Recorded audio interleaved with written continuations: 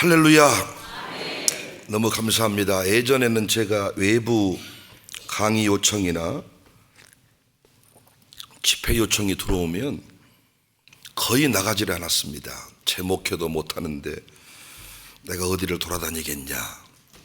근데 우연찮게 해외에서 하는 장로님 세미나에 강사로 갔다가 생각이 바뀌었어요. 장로님들 세미나 갔더니 얼마나 뜨겁든지 저는 부족한데 하나님이 그분들을 사랑하셔서 저를 제가 아는 제가 아닌 다른 사람으로 하나님이 사용하신다는 것을 제가 깨닫게 됐습니다. 그때부터 외부 강의나 집회 요청이 들어오면 공부한다, 배운다, 뜨거워지러 간다, 이런 마음으로 제가 세계를 다니게 됐습니다. 그런데 이번에 열린문교회에 와서는 뜨거워진 것이 아니라 위로를 받았어요. 얼마나 미소가 살인적이신지, 진짜 정말 여기가 우리 집인가. 잠시 제가 한국에서 목회하다가 지금 고향 동네에 왔나, 이런 마음이 들 만큼 한 분 한 분이 너무너무 따뜻하시고, 무엇보다 우리 담임 목사님 전 세계 많은 분들을 이 강단에 세우시는데 정말 아들과 같은 저를 온 마음을 다하여 섬겨주시는 그 환대 앞에 모든 피로와 모든 고통, 눈물이 다 사라지는 기분입니다. 직원 여러분들도 한 분 한 분이 너무나도 친절하시고, 우리 교인들 얼굴이 저는 상상하고 왔거든요. LA 집회는 처음이라 정말 그 찌든 삶 속에서 얼굴이 찌그러져 있을 것이다. 그리고 기쁨도 잃어버리고 돈 하다가 사람들이 이상하게 바뀌었을 것이다. 그래서 이분들을 새롭게 펴주고 와야 되겠다, 이런 마음을 가지고 왔는데 한국에 있는 우리 교인들보다 훨씬 더 빛나네요. 빛나고 성질낸 분들이 별로 없으시고 조는 분도 없으시고 찬양이 정말 뜨겁고, 할렐루야. 그래서 은혜 많이 받았습니다. 저도 돌아가서 세계에서 많은 분들이 저희 교회 찾으실 때 여러분처럼 온 마음으로 전심으로 그분들을 섬기고 또 그분들에게 배우려고 합니다. 이번에 진심으로 감사했고 남은 시간들을 통하여 여러분도 큰 은혜를 경험하시기 바랍니다. 너무나도 감사합니다. 영광의 박수, 할렐루야. 수고하셨습니다. 감사합니다. 여러분 진짜 멋지십니다. 멋지십니다. 오늘 함께 은혜 받을 말씀의 제목은 은혜로 변화되고 강해지는 나입니다. 고대 히랍 철학자 아리스토텔레스는 모든 인간은 천성적으로 알고자 하는 욕망을 가지고 있다. 그 중에서도 제일 알고 싶은 것이 자신이다, 이런 말을 했습니다. 정작 자신에 대해서 모르는 것이 인간입니다.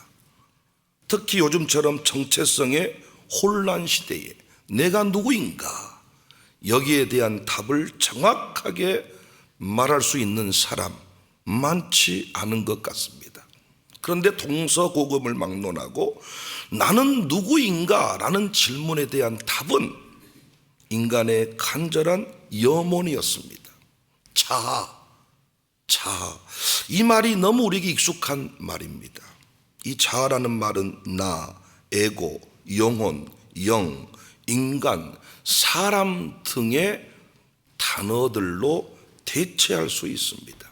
얼핏 보면 이 말들은 어떤 이름을 지칭하는 것처럼 보이는데 정작 그 이름의 대상을 찾을 수가 없어요.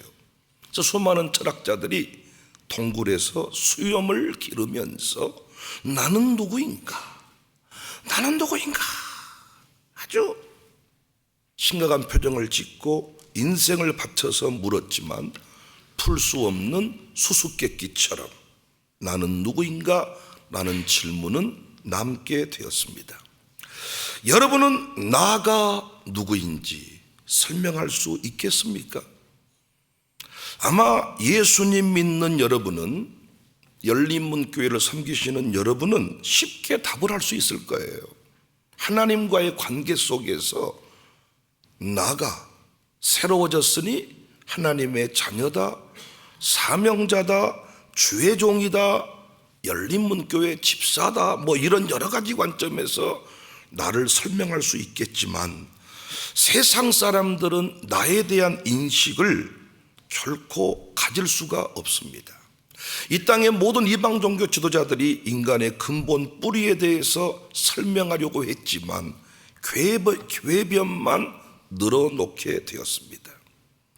현대인들은 아침에는 남자라고 했다가 저녁에는 여자라고 하고 다음 날은 고양이라고 한다. 충분히 가능한 이야기입니다. 하나님 없는 인생은 결코 자아의 논리를 설명할 수가 없어요. 그런 관점에서 바울의 자아 논리는 너무나도 명쾌합니다. 동서양을 통틀어서 바울만큼 인간의 자아의 개념을 정확하게 설명하는 사람은, 꿰뚫은 사람은 없다, 이렇게 말할 수 있습니다. 바울은 대단한 사람이었는데, 열정의 사람이었고 학문의 사람이었는데 그에게도 해결하지 못한 숙제가 있었습니다. 그 숙제는 다름 아닌 하나님 앞에서 인간은 누구인가 하는 문제입니다. 그래서 오늘 본문 앞쪽에 로마서 7장을 보면 나라는 말이, 이 나라는 말이 나옵니다. 거의 로마서 7장에 보면 나라는 말이 거의 50번 반복해서 나와요. 나. 로마서 7장은 하나님을 통해 자아를 발견한 바울의 고백이라 할 수 있습니다. 인간이 누구인가? 인간이 누구인가? 이 부분을 설명한 사람이 없었는데 바울은 설명을 했어요. 저는 이걸 바울의 자아의 논리다, 이렇게 말합니다. 바울의 자아의 논리 첫 번째 내용은 내가 행하는 것을 알지 못하는 자아다. 로마서 7장 15절에 내가 행하는 것을 내가 알지 못하노니 곧 내가 원하는 것은 행하지 아니하고 도리어 미워하는 것을 행한다. 내가 하는 것을 내가 알지 못한다, 이랬어요. 우리 인간은 처음 무엇인가 실수를 하고 나면 잘못했습니다 라고 고치려고 하는데 두 번, 세 번 같은 잘못이 반복되면 나도 잘 모르겠다, 내 마음을 나도 모르겠다, 이렇게 고백을 합니다.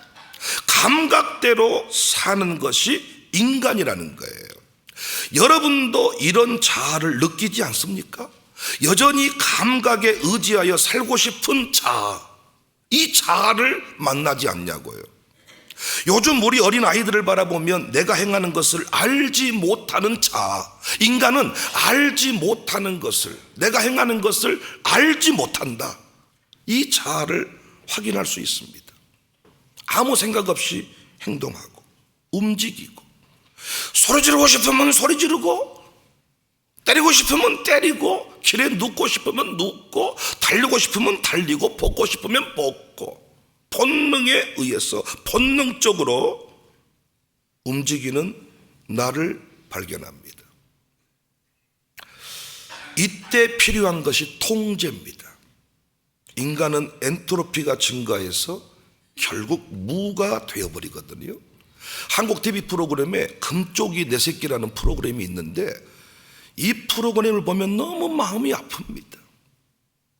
본능을 가지고 내가 행하는 것을 알지 못하는 자. 그래서 그 어린 아들, 딸들이 너무나도 안타깝게 무너져가는 것을 봅니다. 그래서 우리에게 필요한 분이 강하신 하나님이십니다. 말씀의 통제입니다. 그렇게 살면 안 됩니다 말해줄 수 있는 영적인 멘토, 담임 목사님이십니다. 두 번째, 바울이 인간의 자아를 설명했는데 무엇을 원하는 자아다. 로마서 7장 15절에 곧 내가 원하는 것은 행하지 아니하고, 원하는 것이 있다는 거예요. 로마서 7장 18절에도 내 속 곧 내 육신에 선한 것이 거하지 아니하는 줄을 아노니 원함은 내게 있으나 선을 행하는 것은 없노라. 우리 인간은 무엇인가를 끊임없이 원한다는 것입니다. 갈망이 있다는 겁니다. 그래서 우리 인간은 만족함이 없어요. 죽을 때 항상 후회하는 게 뭡니까? 하고 싶은 것을 다 못하고 죽는다는 아쉬움입니다. 그래서 우리가 후회함 없는 인생을 살기 위해서는 초점을 맞춰야 돼요. 신앙생활의 핵심이 뭡니까? 초점 맞추기. 짧은 인생 후회함 없이 살기 위해서는 초점을 맞춰야 된다. 그래서 욕구대로 세상 사람들의 분위기를 따라가면 안 되고, 아멘 할 준비하세요. 뜻을 정하며 살아야 돼요. 우리가 서로 처음 만나서 타이밍을 놓칠까 봐서 내가 미리 말씀드린 거야. 목적지를 확인하고 길을 나서야 됩니다. 그래서 주님 앞에 단 한 가지 소원을 가진 자는 행복한 사람이에요. 그러니까 주님을 만나지 않는 사람은 지금도 그 공허함 때문에 어디로, 왜, 무엇을 위해 사는지를 모르고 달리는 겁니다. 끊임없는 갈망, 원함, 채워지지 않는 그 무엇. 저도 손가방을 들고 다니게 됐는데 한 번 가방을 들기 시작하니까 가방에 대한 욕심이 얼마나 많아지는지, 큰 가방, 작은 가방, 중간 가방, 정장 입었을 때 들가방, 신방용 가방, 부흥회용 가방, 청바지 입었을 때 또 바닷가 갈 때 함부로 쓸 수 있는 가방, 귀하게 여길 수 있는 가방, 폼 잡을 때 쓰는 가방. 그래서 여자분들이 왜 그렇게 죽을 때 가방하고 죽는지 미국은 좀 다른지 모르겠습니다만 한국은 가방 때문에 많이 싸워요. 가방 하나 안 사준다고. 가방 하나도 못 산 인생 살아서 뭐 하겠냐고. 그래서 남자가 큰맘 먹고 아주 그냥 이 돈을 다 긁어 모아서 카드를 긁어서 가방을 사주는데 그 다음에 또 다른 가방을 사달라는 거야. 왜? 나갈 때마다 가방이 없다는 거예요. 제가 또 묻는 거예요. 가방 사줬잖아. 그건 그때 필요한 가방이고. 차를 한번 사기 시작하면 끝이 없지요. 저도 처음에 목회를 하면서 담임 목사 된 지 3개월 만에 K7 승용차를 선물 받았는데 처음으로 기아자동차가 현대자동차를 이긴 종목이 K7이라 그래요. 얼마나 기분이 좋은지 할렐루야 올렐루야 하고 그 차를 타고 동기 앞에 가고, 다 봉고차 타고 다니는데 혼자 승용차 타고 세단을 타고 다니니까 얼마나 기쁘고 감사한지. 그런데 어느 날 갑자기 주님이 그 차 바쳐라, 그 차 가지고 와. 돈을 원하십니까? 내 차를 원하십니까? 그 제가 중고차 값만큼 헌금할게요. 주님은 그 차를 가지고 와. 참 하나님 이상하시네요. 아니 못한 데 주어서 누가 주랍니까 그 차를? 왜 줬다가 왜 다시 가져가? 참나. 하나님, 내가 좋은 차를 타는 게 그렇게도 배가 아프십니까? 예, 바치겠습니다. 그리고 바쳤습니다. 바치고 났더니 온 세상에 시차례 모임에 가기가 싫어요. 마트도 가기가 싫어요. 왜? 항상 형차를 타고 갔는데 주차장에 나갔는데 제 차가 없는 거야. 왜 없나 봤더니 팔아서 바친 거예요. 다시 봉고차를 타려고 하니까 너무 마음이 아픈 거야. 주님이 묻는 거야. 너 왜 내가 그 차 팔라고 했는지 알겠지? 너 나 때문에 기뻐한 게 아니라 예수로 만족한 게 아니라 너 언제부턴가 K7한테 맛이 가불더라. 저는 그때 차를 바치고 차에 대한 훈련 끝낸 것이 얼마나 감사한지. 지금 K9이 나왔거든요. 그때 K7을 제가 바치지 못했고 그때 그 헌신, 그 훈련을 끝내지 못했으면 지금은 제가 K7 타면서 K8을 부러워하고 K9를 부러워하고 앞으로도 K10이 나올지도 모르는데 얼마나 제 마음속에 욕심이 있겠습니까? 제가 비가 새는 작은 집에 살다가 교회에서 아파트를 사줘가지고 아파트로 이사를 가니까 제 아들들이 아버지 호텔에 온 것 같아요. 그런데 그 말 한 번뿐이었고 그 다음부터 그 집은 나한테 호텔이 아니라 그냥 집이야. 비가 새는 작은 집이나 큰 그 아파트나 그냥 나에게는 집이었지, 나의 기쁨, 나의 소망 아파트가 되지를 않았습니다. 그때부터는 더 큰 집이 보이더라고요. 그러니까 우리 인간 안에는 끊임없는 갈망, 원함이 있다.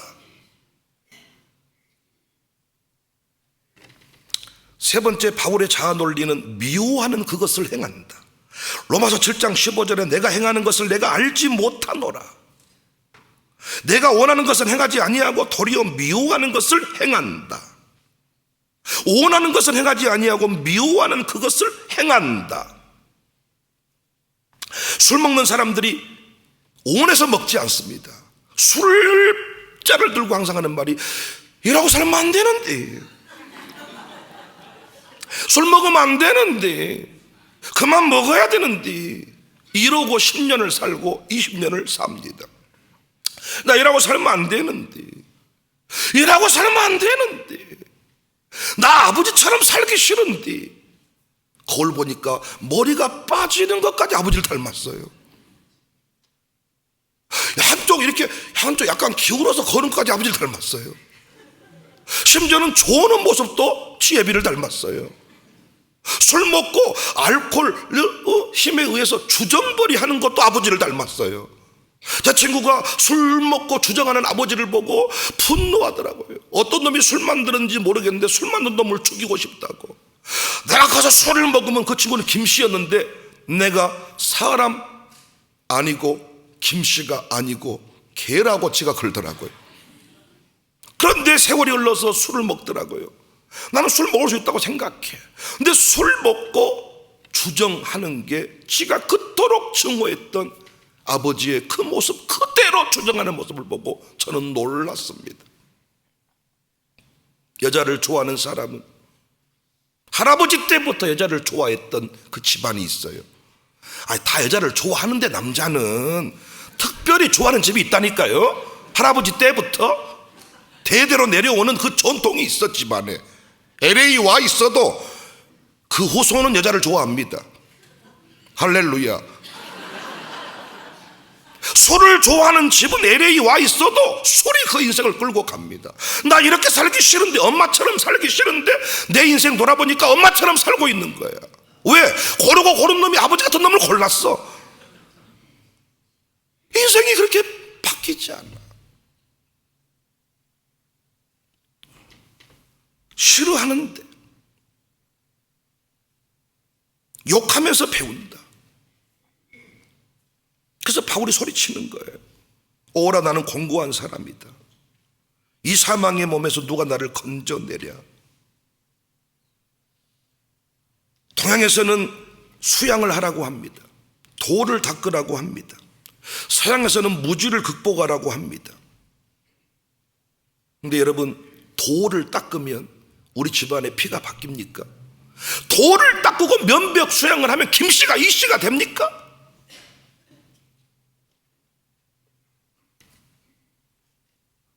저는 세상에서 가장 센 성씨는 조씨라고 생각합니다. 조씨, 조씨. 이 교회도 조씨가 있는지 모르겠는데 조씨는 대단합니다. 순간 분노 게이지가 1단에서 바로 100으로 올라가 버립니다. 성질을 내려면 1단, 2단, 3단에서 어느 지점에 성질이 나오고 있구나를 느껴 조씨는 바로 웃었다가 바로 성질을 내버려. 그래서 백씨도 성질이 더러운데 백씨를 잡는 성씨가 조씨야. 우리 엄니가 조씨입니다. 근데 저는 백씨에다가 조씨 피까지 있으니 어쩌겠습니까? 이 꼬라지가, 이 성씨가. 우리 외삼촌들 성질이 얼마나 급한지. 밥 먹다가 누구 한 사람 죽여버린 건 시간 문제입니다. 목 잘라버리고 죽여버리고 뭐 차로 뒤로 밀어버리고 뭐 경기로 받아버리고 막. 밥 먹다가 갑자기. 이 교회도 조씨가 분명히 그럴 겁니다. 제가 전국의 조씨를 만나보는데, 전 세계 조씨를 만나보는데 틀림없어. 이렇게 살고 싶지 않지만 그걸 바꿀 수가 없는 거예요. 제가 목회하면서 여전히 많은 신자들이 이 부분을 간과하는 것 같아서 마음이 아파. 좋은 것도 흘러가고 나쁜 것도 흘러가거든요. 여러분 자녀를 내버려 두면 여러분 집안 수준밖에 안 됩니다. 그나마 여러분들은 그 어려운 시국에 이 미국이라는 나라로 뭔가 몸부림쳐서 달려왔기 때문에 다른 차원의 가문과 다른 차원의 뭔가를 만들어냈지만 그것으로 끝이 아니죠.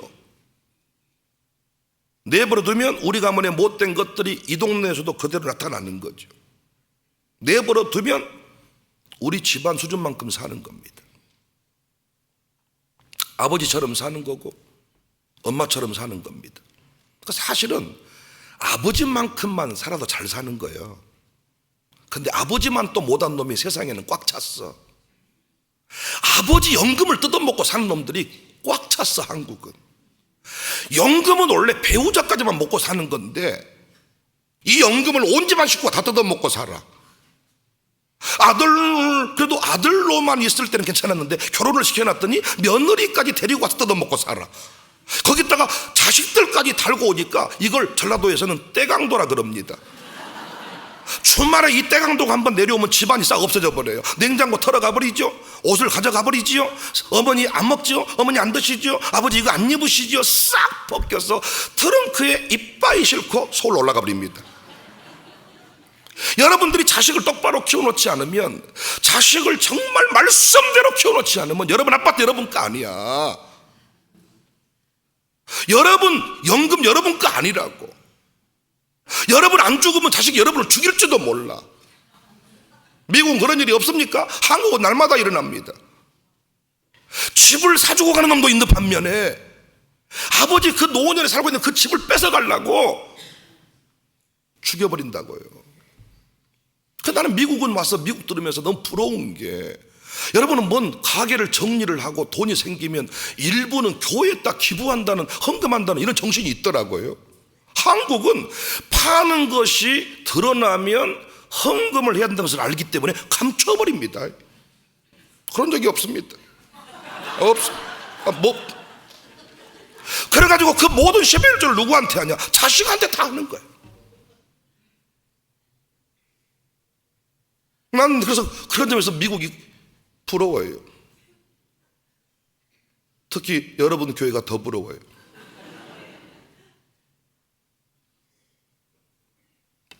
남을 비판하는 사람이 비판하는 그 일을 한다. 이게 인간의 실존입니다. 바울은 인간을 정확하게 이해한 거예요. 네 번째, 바울의 자아의 논리는 악을 함께 가진 자아.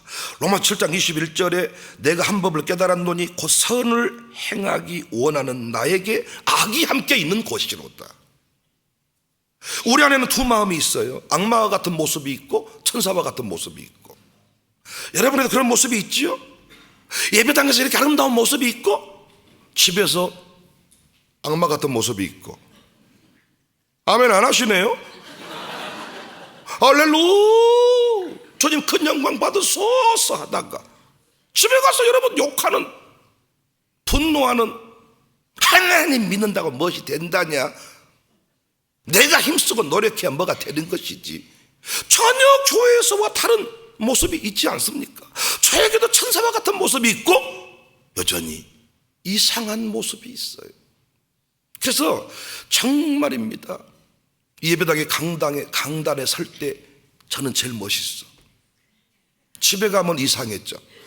이렇게 강대상에 서면 할렐루야, 믿음을 하나님이 다 채우십니다. 여호와 이리 하나님께서 우리 교회 모든 재정 문제를 책임지지 않겠습니까? 걱정하지 말고 놀라지 말고 쫄지 말고 막 졸기하고 할렐루야 아멘 하고 막 반드시 내가 너를 축복하라 노래 부르고 막 집에 딱 침대에 딱 눕는 순간 어찌했을까?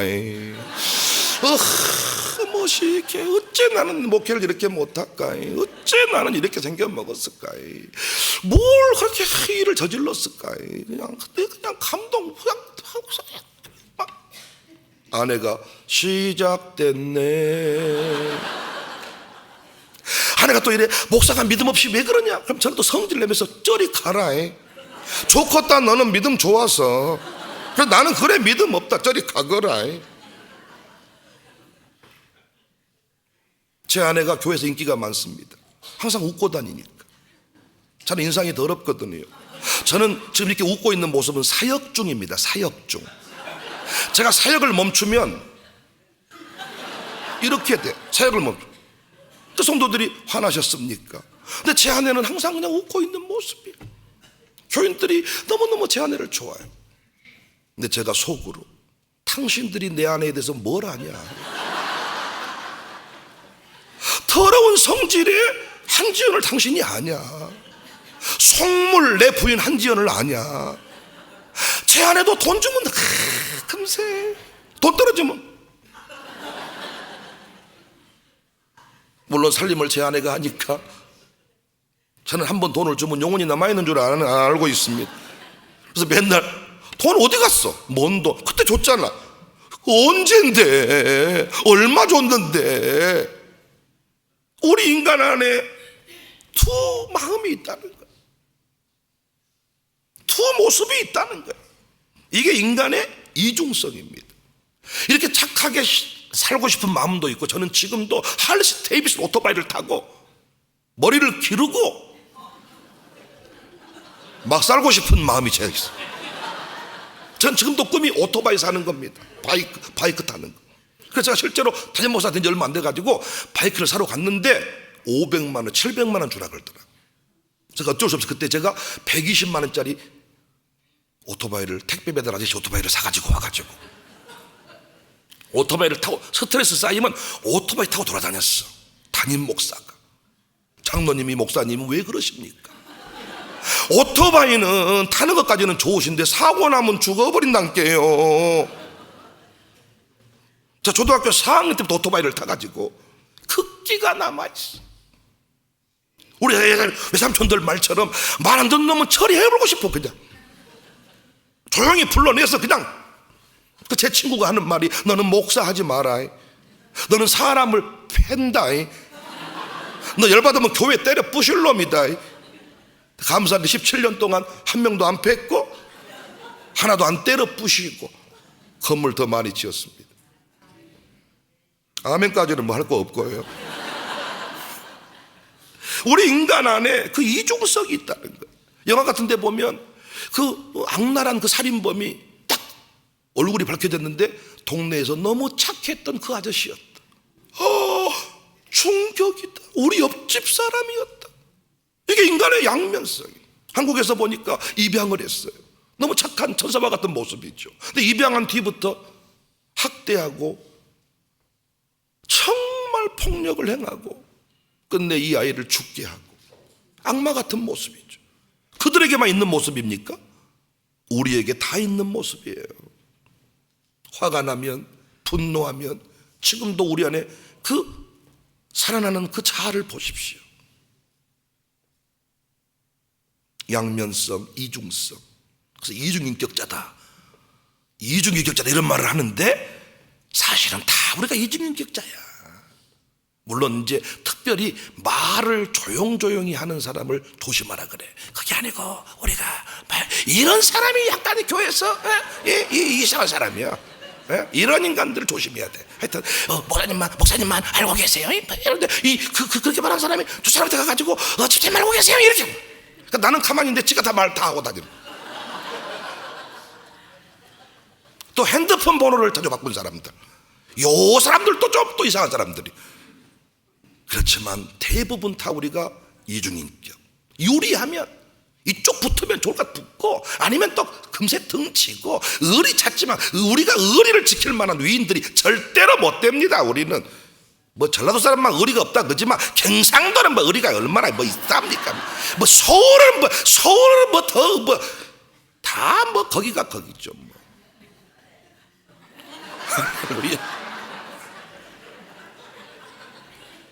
전라도는 하여튼 기분 좋으면 형님 그렇습니다. 그런데 조금 열받으면 그 자식이 바로 들어갑니다.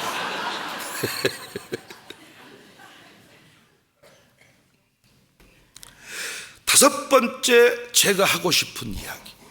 바울은 그래서 고린도전서 오늘 본문 15장 10절에서, 난 이 본문이 너무너무 좋아요. 바울이 뭐라고 말했냐? 내가 나 된 것은 하나님의 은혜로 된 것이다. 내게 주신 그 은혜가 헛되지 아니하여 내가 모든 사도보다 더 많이 수고하였으나 내가 한 것이 아니 오직 나와 함께 하신 하나님의 은혜로다. 세상 종교는 인간의 노력 수행을 통하여 내면의 갈등을 극복하고 새로운 인생을 살 수 있다고 하지만은 저는 속으로 말합니다. 네 똥이다. 개똥 같은 소리 하고 있네. 이런 걸 보고 개똥 철학이다 이렇게 말하는 거예요. 바울의 말이 맞아요. 은혜로만 변화되는 나, 은혜가 아니고는 어찌 제가 목사를 할 수 있습니까? 여러분은 저를 잘 모르시겠지만 저는 저를 잘 압니다. 저는 목사 할 놈이 아닙니다. 성질이 더러워서. 그리고 남 돕는 걸 싫어해. 저는 일단 귀차니즘 귀찮아. 저는 바포 사역을 잘 못해. 바포 사역.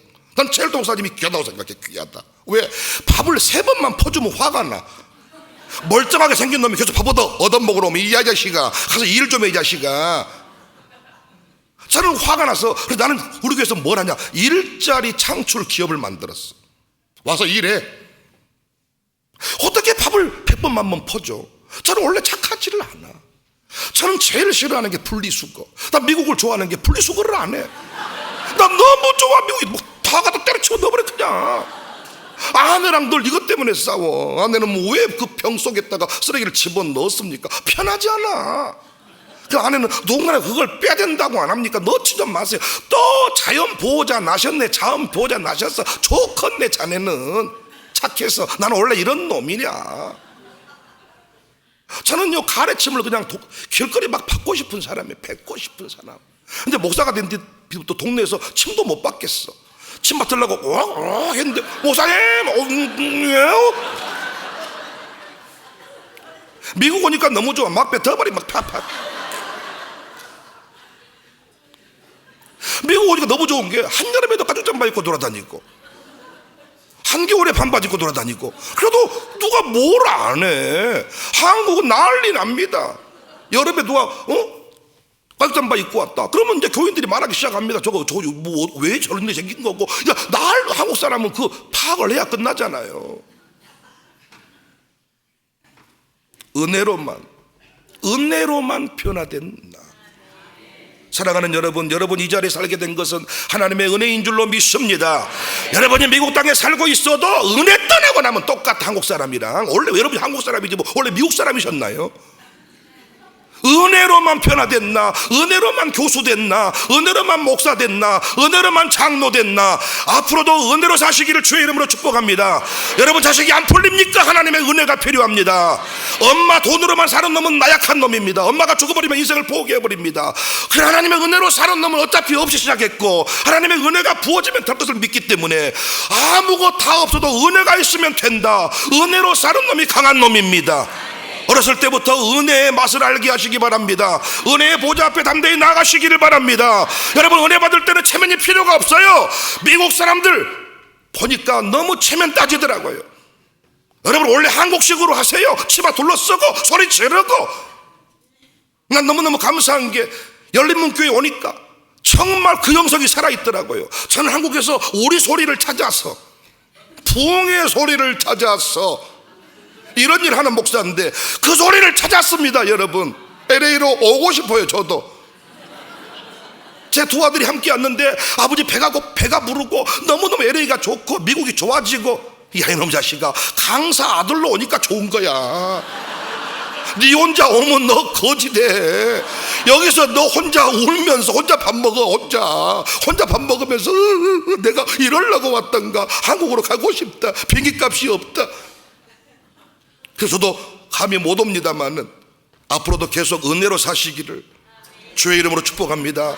저는 목사님을 뵈니까 너무나도 얼굴이 평안하고 살아게, 이게 미소가 살아있고. 목사님도 보니까 진짜 인상은 좋은 인상은 아니신데 은혜가 부어져서 얼마나 그 미소가 그냥 눈웃음을 치며 그냥 녹아져 버려 그냥. 그래서 제가 이제 예전에 최민수를 좋아했는데 이제는 최민수 늙어서 싫고 이제는 박원성 목사님처럼 살고 싶어. 진짜 난 진짜요 남자로서요 양복을 멋있게 입은 남자를 나는 좋아하거든요. 근데 이 목사님 보니까 양복이 쫙 주름이 살아있고 멋쟁이야. 난 좋아하거든. 나도 멋을 낼 줄 아는 사람인데 헤어스타일이 흐트러짐이 없고 넥타이를 같은 넥타이를 두 번 한 적이 없고 양복이 다 살아있고, 못된 양복들 전부 다, 바지는 등산 바지, 위에는 양복 막 이렇게 입고 다녀요 막. 목사님들 뭐 나이 들면 광대상 위에만 보이니까 밑에는 그냥 뭐 등산 바지 입고. 근데 목사님은 아니야, 구두도 멋지고. 근데 제가 그래서 목사님은 고생 한 번도 안 하시고 부잣집 외동아들로 사신 것 같아요. 웃으시다. 제가 목사님의 스토리를 다 알거든요. 어마어마한 인생에 은혜로만 지금 이 얼굴이 나온 줄로 믿습니다. 앞으로도 계속 은혜로 사시고, 안 된 일이 있습니까? 은혜 부어지면 됩니다. 은혜로만 강해진 나, 은혜로만 변화되는 나, 은혜만 자랑하는 열린문교회 되시기를 주의 이름으로 축복합니다.